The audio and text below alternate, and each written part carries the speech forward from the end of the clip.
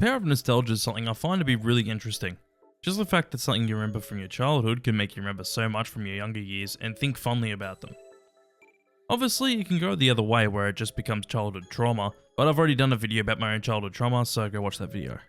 But today, I want to go through the many things I have a lot of nostalgia for, and I guess this can kind of be a follow-up to my Warner Bros. Nostalgia video.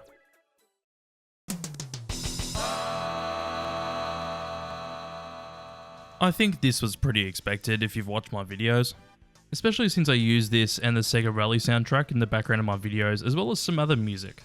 But Daytona USA is the main arcade game that I'm so nostalgic for. Every arcade you'd go to when I was younger had Daytona USA, and I just absolutely love this game. Even playing it on an emulator is amazing, but I wish it was easier to find Daytona USA cabinets down here, since they've seemed to have all disappeared. The only trace of the original game I can find down here is people selling cabinets for at least $8,000, or the newer version being Daytona Championship USA, which is just not the same. But back when I played the game, I wasn't even that good at it.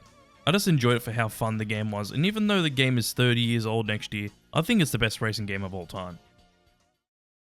I don't want to grow up on a Toys R Us kid. They got a million toys at Toys R Us that I can play with. Yet another one I bet you all expected.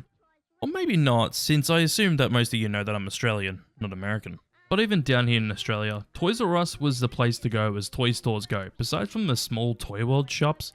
Also, I can't believe that Toy World managed to outlive Toys R Us, since Toy World is still around today.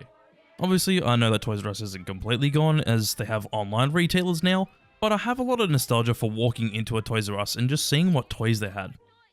I was mainly excited to see what LEGO they had, since I've always been a LEGO kid, but the only trace of a Toys R Us that I can find, besides from the online stores, is a store called Toymate that took over a Toys R Us location, which, honestly, it looks better now than what it did as a Toys R Us. But I still have the memories of going to Toys R Us when I was young with my nan, and it really does take me back.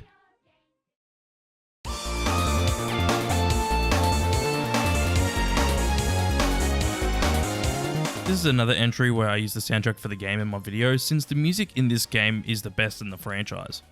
It does help that this game is so nostalgic for me, since I played most of the original Sonic games on the Mega Collection.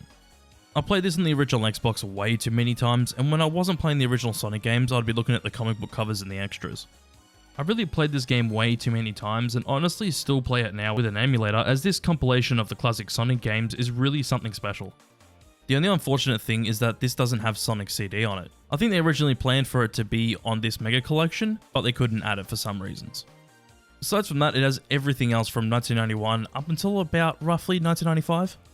This is without a doubt the best Sonic games collection they've ever made, and nothing before it or since has topped the quality of this collection of classic Sonic games. Controversial opinion, this is a lot more nostalgic for me than playing the Sonic games on the Mega Drive / Genesis.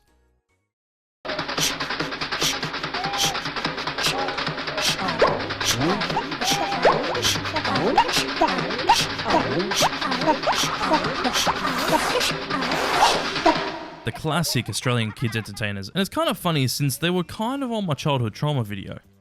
Not them, but it had to do with the trailers before the Wiggles movie, which the movie's still a banger. But as a little Australian child, the Wiggles were huge, and of course I grew up watching the Wiggles, especially since I had the movie on VHS and I saw the movie way too many times to the point where I could nearly quote the whole movie. I also watched all the shorts they had, and even watched the show whenever it would come on when I was really young. I even think that when I was younger I actually saw them a few times live, and damn, I wish I went to their 18+ shows that they held on quite recently. That would have been great. Just imagine the pit when they play fruit salad. Fruit salad, yummy, yummy. So I wanted to talk about the things I have the most nostalgia for, as nostalgia really does have a lot of power. It really just interests me how something can make you feel such joy whilst remembering the past, and honestly, it's a great thing. Sure, it can go overboard where people try to act like things haven't aged, or those things from the past aren't flawed at all without any valid reasons, but it really is just interesting.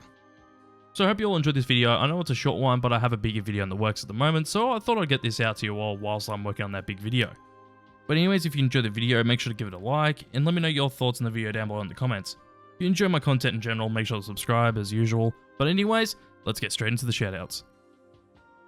Massive thanks to the following supporters. Massive thanks to Ash Crimson, Miranda S, Diamond Pony, and Madeline Stringer for supporting my $2 pirate tier. Massive thanks to Elliot, Angie Patterson, and Juliet Wakefield for supporting my $5 pusher tier. Massive thanks to SamM1994 for supporting my $10 PB Herman tier. And lastly, a huge thanks to Fatima for supporting my $25 Top Chef tier. If you want to find out how you can get your names in my videos, please make sure to click the little join button on YouTube, or otherwise click the little Patreon logo on screen at the moment. Anyways, I'll see you on the next video.